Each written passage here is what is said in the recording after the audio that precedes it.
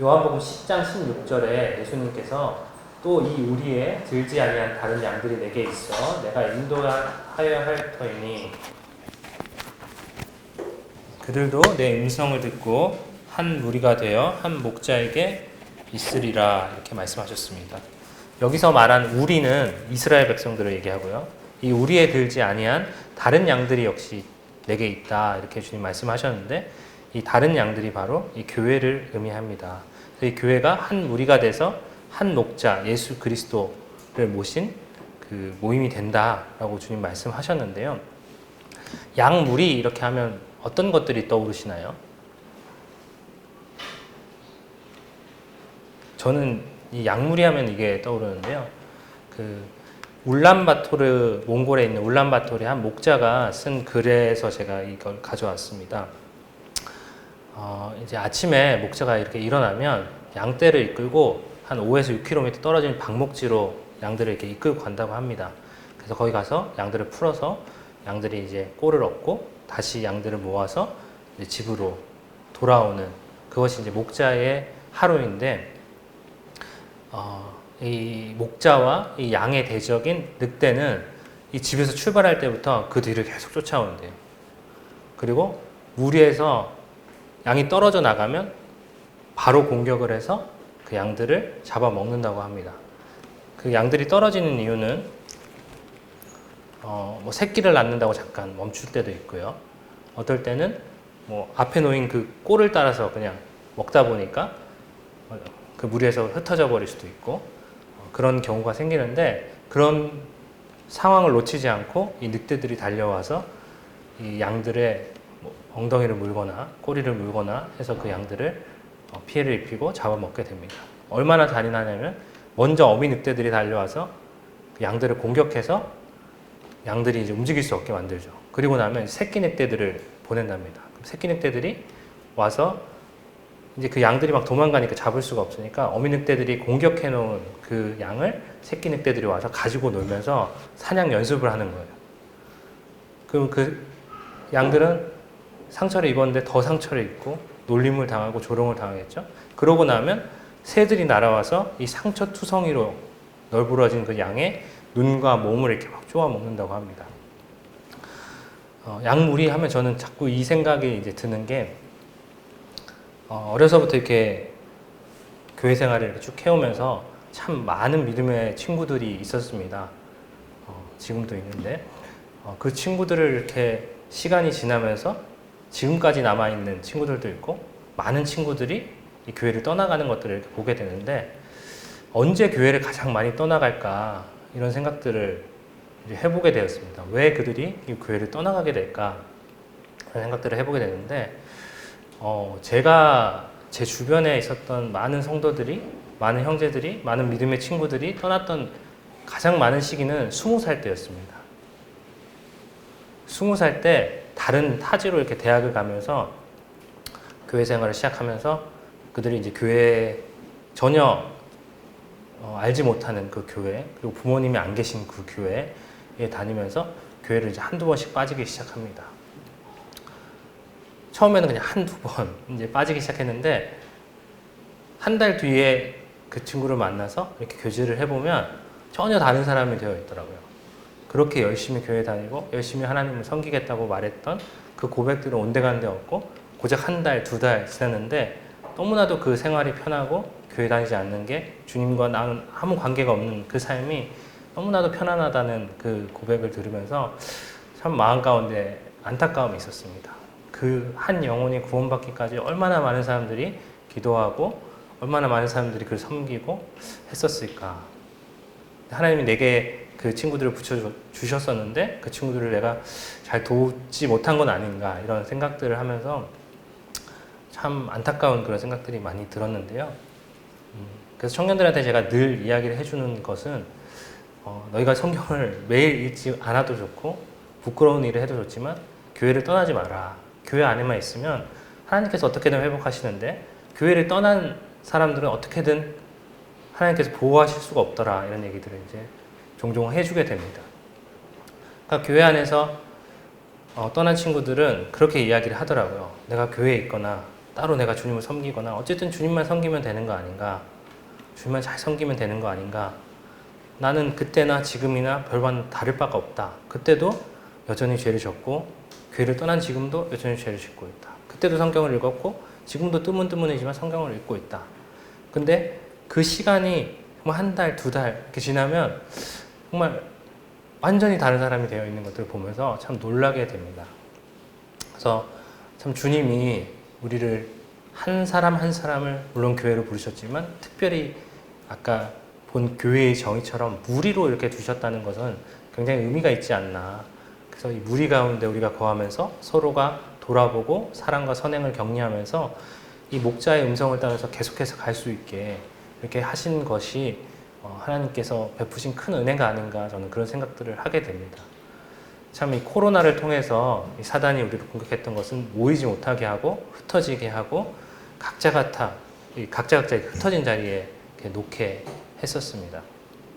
그 가운데 사단은 그때를 놓치지 않고 많은 사람들의 마음들을 이렇게 도적질해가는 것들을 저희가 볼 수 있었는데요. 그래서 우리가 교회 이렇게 생각을 할 때 우리가 약물이다는 것들을 기억하시고 이 약물이 안에 거하는 것이 얼마나 중요한 것인가 한번 생각해 볼 필요가 있겠습니다. 이 약물이라는 단어를 성경 가운데 찾다가 마음 가운데 이렇게 또 주신 말씀이 있었는데요. 베드로전서 5장 말씀입니다. 장로들에게 특별히 권한 말씀인데요. 너희 중 장로들에게 권하노니 너희 중에 있는 하나님의 양 무리를 치되 억지로 하지 말고 하나님의 뜻을 따라 자원함으로 하며 더러운 이득을 위하여 하지 말고 기꺼이 하며 맡은 자들에게 주장하는 자세를 하지 말고 양 무리의 본이 되라. 그리하면 목자장이 나타나실 때에 시들지 아니하는 영광의 관을 얻으리라. 여기서 양 무리는 무엇을 의미할까요? 제가 답을 다 드렸었는데 교회, 성도들을 의미하겠죠. 네, 그럼 양무리의 본은 누가 될까요? 예수 그리스도요? 누구한테 하신 말씀이에요 이게? 장로들에게 권했다. 양무리의 본이 되라 했으니까 이 양무리의 본은 바로 장로들이 되겠죠. 그럼 목자장이 나타나신다 했을 때 목자장은 누구실까요? 네, 이분이 바로 예수 그리스도입니다. 그래서 우리가 이 양무리의 그림을 그려보면 목자 대신 예수 그리스도께서 교회를 끌고 가시고 그 가장 목자 앞에서 그 목자의 음성을 듣고 따라가는 사람들이 이 양무리의 본이 되는 장로들이고 그 뒤로 줄지어서 교회가 줄줄줄줄줄 이렇게 쫓아가는 것이 바로 주님께서 그리시는 양무리, 바로 교회의 모습이다고 생각이 되어집니다. 그래서 장로들이 해야 할 것은 물론 목자로서 양무리를 치고 양무리를 돌보고 하는 일들도 하지만 가장 먼저 하는 것은 양무리 앞에서 그 길을 이렇게 목자의 음성을 따라 가는 것이 이 장로들의 역할이다라고 성경은 말하고 있는데요. 교회를 이렇게 생각해 보면서 또 이 그림을 이렇게 그려보면서 우리가 과연 이 양무리로서 하나로 뭉쳐서 목자의 음성을 따라서 함께 이렇게 가고 있는가? 혹시 이 먼저 가는 양과 뒤처진 양들이 있지는 않은가? 이런 생각들을 이제 하게 되었습니다. 그건 굉장히 큰 위기입니다. 교회 가운데. 먼저 가는 양과 뒤처지는 양이 생기면 아까 이야기 드린 대로 뒤처지는 양들을 늑대들이 와서 이제 공격하게 되고 그들은 이 무리에서 이탈되고 상처를 입을 수밖에 없게 되겠죠. 그러면 어떻게 우리가 이렇게 함께 이 길을 걸어갈 것인가? 함께 양 무리로 뭉쳐서 목자의 보호하심 아래서 우리가 함께 이 길을 걸어갈 것인가? 왜 그들은 뒤처졌을까? 이런 고민들을 이제 해보다가 주님께서 제자라는 단어를 제 마음 가운데 떠오르게 하셨습니다. 이 제자라는 단어 익숙하실 텐데요. 성도님들은 제자십니까? 아니십니까? 어떤 분들은 제자시고 어떤 분들은 또 아니신가요? 성경 마태복음 28장 19절 20절 말씀을 보면 유명한 말씀이죠. 그러므로 너희는 가서 모든 민족을 제자로 삼아 아버지와 아들과 성령의 이름으로 세례를 베풀고 내가 너희에게 분부한 모든 것을 가르쳐 지키게 하라. 볼지어다 내가 세상 끝날까지 너희와 항상 함께 있으리라 하시니라. 성도님 다 침례 받으셨습니까? 네. 침례를 받기 전에 제자를 삼으라고 말씀하셨으니까 침례를 받은 사람은 제자일까요? 제자가 아닐까요? 네. 성도님들은 다 제자십니다. 여기 계신 모든 성도님들은 제자라고 성경은 말하고 있습니다. 그래서 교회는 이 제자들이 모인 또 모임입니다. 제자라는 말은 복음서에서 따르다 이런 단어와 함께 자주 사용되는데요. 주님은 제자들을 이렇게 부르실 때 나를 따라오너라, 영어로는 이제 follow me 그러겠죠. 그렇게 이야기를 하셨습니다. 그리고 주님은 3년이라는 시간 동안 주님의 사역들을 이렇게 볼 때 주로 제자들을 양성하고 제자들을 가르치시는데 많은 시간들을 보내셨습니다. 많은 사람들에게 복음을 전하고, 물론 그런 일들을 하셨지만 대부분의 시간들을 이 제자들과 함께 하시는데 이 시간들을 보냈던 것들을 우리가 볼 수 있고요. 이 제자들이 이렇게 모인 목표는 예수 그리스도였고, 그 모이는 이유는 예수 그리스도였고요. 그들이 함께 모였던 그 흡인력도 바로 예수 그리스도였습니다. 우리가 제자들을 이렇게 부르시는 장면들을 복음서에서 볼 수 있는데, 그들이 특별히 하나님 앞에 열심히 있는 사람들이었나요? 내가 예수를 위해서 죽겠습니다, 하나님 위해서 내가 목숨을 바치겠습니다, 이런 사람들을 부르신 것이 아니었죠. 물고기 잡는 어부들 부르시고, 사람들한테 비난받는 세관에 앉아있는 세리를 부르시고, 그런 사람들을 예수님께서 부르셨다는 것들을 볼 때 이 제자라는 말은 어떤 특별한 특출이 열심히 있는 사람들이 아니라 아까 본 대로 모든 신자들이 적용되어야 되고 모든 사람들이 제자를 삼을 수 있는 사람이 되어야 한다. 그것이 교회다 라고 이제 성경은 말하고 있는 것들을 보게 됩니다. 요한복음 6장 말씀을 가지고 유명한 책인데 팬인가 제자인가, 혹시 이런 책 보셨나요? 그분이 이제 내리신 정의가 굉장히 재미있어서 가져왔습니다. 그분은 이 교회에 많은 사람들이 있는데 그 중에 팬도 있고 제자도 있다. 그래서 팬과 제자를 구별해서 이제 설명을 하시는데요. 그 예로 요한복음 6장을 가지고 그 설명을 하십니다. 설명을 드릴게요. 그 후에 예수께서 디베랴의 갈릴리 바다 건너편으로 가시며 큰 무리가 따르니 이는 병자들에게 행하시는 표적을 보았음이로라. 이 큰 무리가 몇 명이었는지 혹시 아시는 분 계시나요? 5,000명. 한번 기억나시나요? 오병이어 사건이 나는 그 사건입니다. 그래서 5,000명이 장정만 5,000명 했으니까 사실은 더 많은 사람들이 예수님을 이렇게 따라왔습니다. 그래서 빌립이 예수님이 앉혀서 이제 먹을 거를 이 사람들이 줘라. 그러니까 빌립이 계산해 보니까 이거 8개월치 임금을 가져도 이 사람들 다 못 먹일 것 같은데 우리가 그 많은 빵과 떡을 어디서 구합니까? 이렇게 예수님한테 묻고 예수님이 어린아이의 그 도시락, 보리떡 5개랑 물고기 2마리를 가지고 그 5,000명을 다 먹이시는 엄청난 사건이 벌어지는 사건이거든요. 그 사건이 딱 일어나니까 거기에 모인 모든 사람이 어마어마하게 놀랐습니다. 그래서 요한복음 6장 14절 15절에 예수께서 행하신 이 표적을 보고 말하되 이는 참으로 세상에 오실 그 선지자라 하더라 하면서 예수님을 붙들어서 이제 임금을 삼으려고 했습니다. 드디어 그 메시아가 오셨다. 우리를 로마의 압제 가운데서 극복해내시고 우리를 독립해내시고 하나님의 나라를 세우신 강력한 왕, 그 왕이 드디어 오셨다라고 외치면서 이 예수님을 잡아다가 임금으로 삼으려고 사람들이 하는 것들을 보시고 갑자기 예수님이 그 자리를 피해서 도망가십니다. 떠나가십니다. 산으로. 그리고 나서 제자들은 이 갈릴리 호숫가가 굉장히 크잖아요. 바다라고 불릴 정도로. 그 갈릴리 바다의 반대편으로 배를 타고 넘어갑니다. 그 가운데 배를 타고 가는 가운데 예수님이 오셔서 귀신이다 막 이렇게 하니까 예수님이 내니 두려워하지 마라 하고 제자들과 같이 이렇게 바다를 건너가는 장면들이 나오고 그 다음 날 이 5,000명의 사람들이 딱 눈을 떠보니까 예수님이 사라졌어요.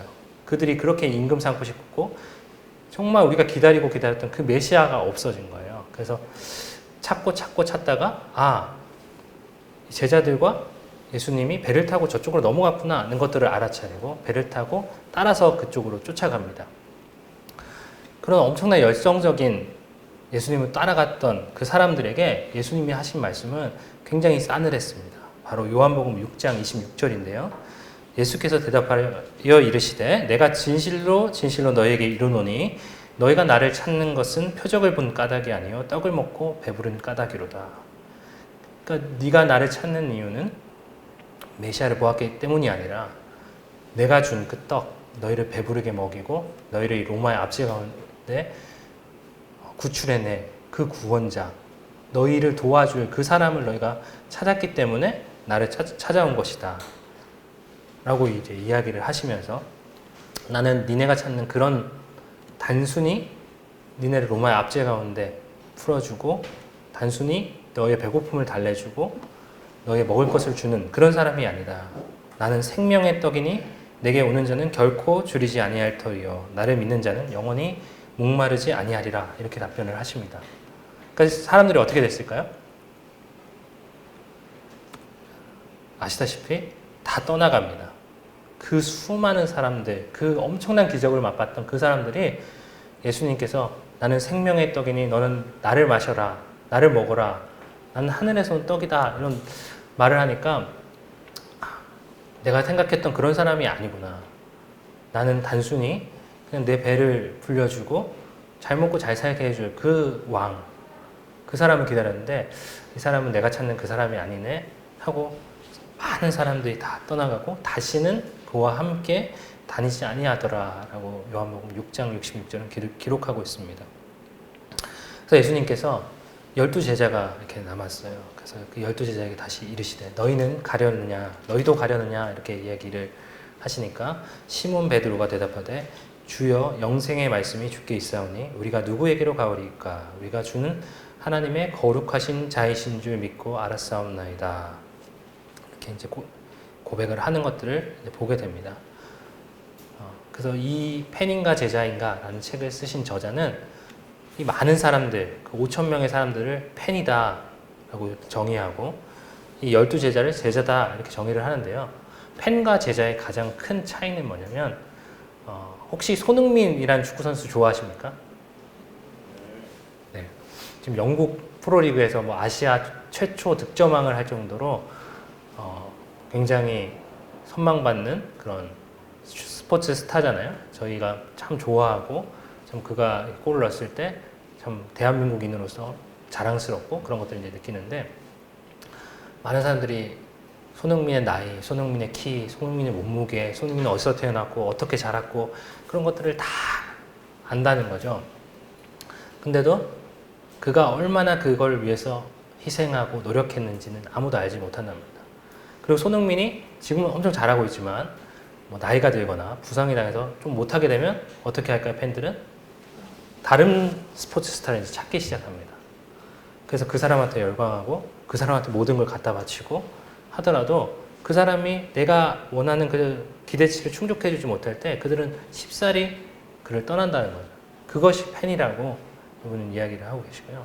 제자는 다릅니다. 제자는 스승으로부터 배우고 스승이 간 그 길을 쫓아가는 그 사람이 바로 제자다. 그러니까 스승은 때로 부족해 보이고 때로 멋져 보이지 않아도 그 스승이 이야기하는 것, 그 스승이 살았던 그 삶을 내가 동경하고 내가 그렇게 살길 원하기 때문에 그 스승을 따라서 이렇게 살아가는 것입니다.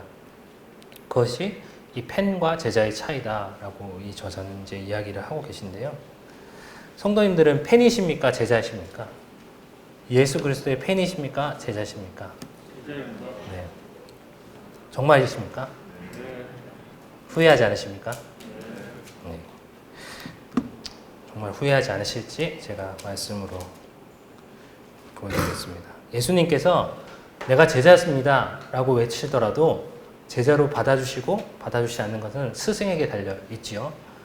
예수님이 제자의 조건을 거셨습니다.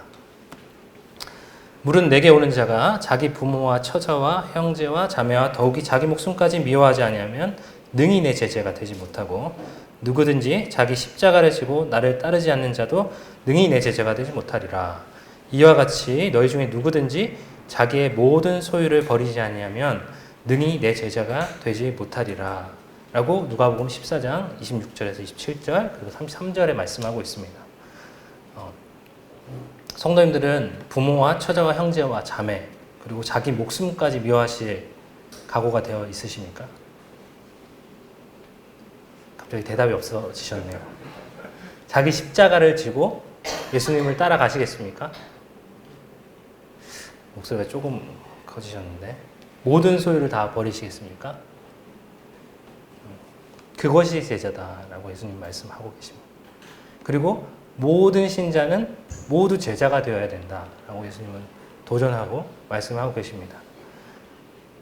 팬은 적당히 하면 됩니다. 적당히 내가 좋아하는 사람한테 돈을 많이 줄 수도 있고요. 그 사람들 열광할 수도 있고요. 스포츠 경기를 볼 수도 있고요. 어떨 때 내가 좀 피곤하면 그 사람을 경기를 안 볼 수도 있고 그 사람에게 열광하지 않을 수 있고 그 사람의 어떤 후원을 하지 않을 수 있습니다.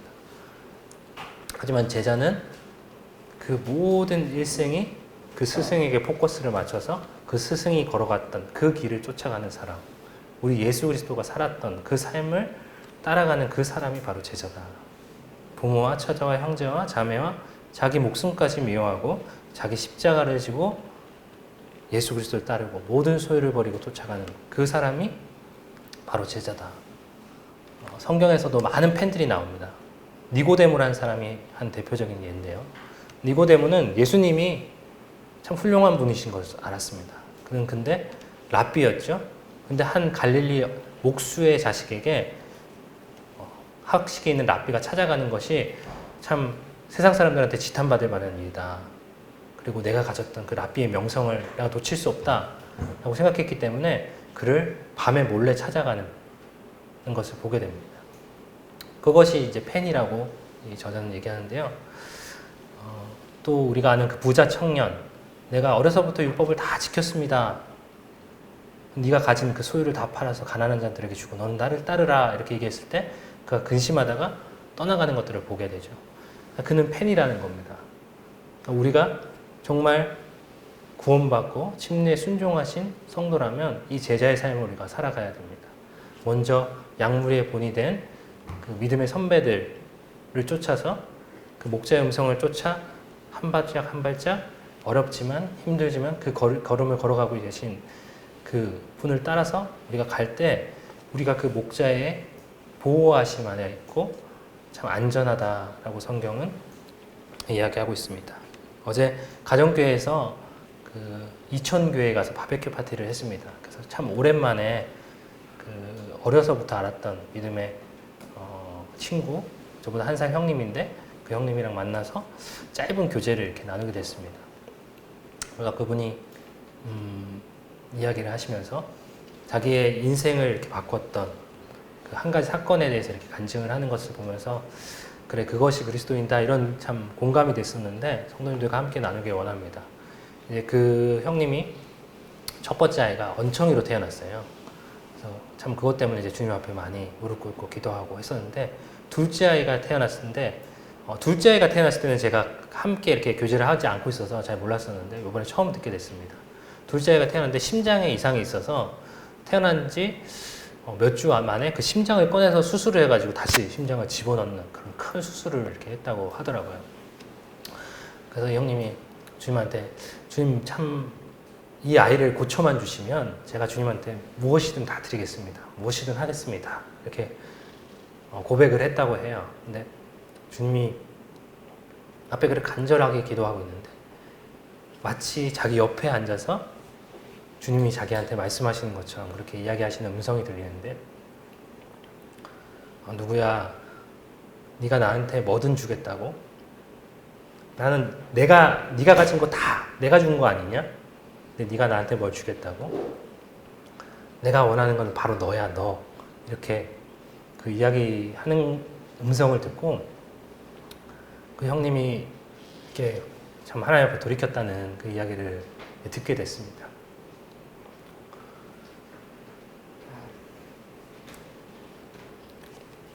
여기서 자기의 모든 소유를 버리지 아니하면 능히 내 제자가 되지 못한다 이렇게 이야기하셨는데 사실 우리가 가진 모든 것이 다 주님 것 아닌가요? 내가 가진 건강, 내가 가진 힘, 내가 가진 물질, 내가 가진 자녀들 다 주님이 허락하지 않으시면 저희 가질 수 없었던 그겁니다. 근데 우리가 가진 것을 어떻게 주님을 기쁘게 할 수 있을까요? 제가 아이에게 10,000원을 줬는데 그 아이가 제 생일이라고 아버지 선물을 드릴게요 하고 10,000원을 갖다 주면 기쁠까요? 그렇지 않지 않을까요? 그거 다 내가 준 건데 주님이 원하시는 것은 그 주님을 따르고자 하는 그 사람 바로 성도님들 한 분 한 분을 주님께서 기억하고 계시고 성도님들을 원하시고 계시다는 것을 참 그 간증을 들으면서 생각이 들었습니다.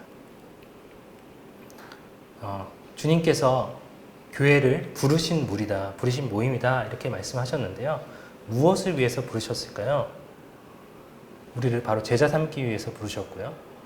우리가 제자 삼는 일을 하기 위해서 우리를 부르셨다고 생각이 됩니다.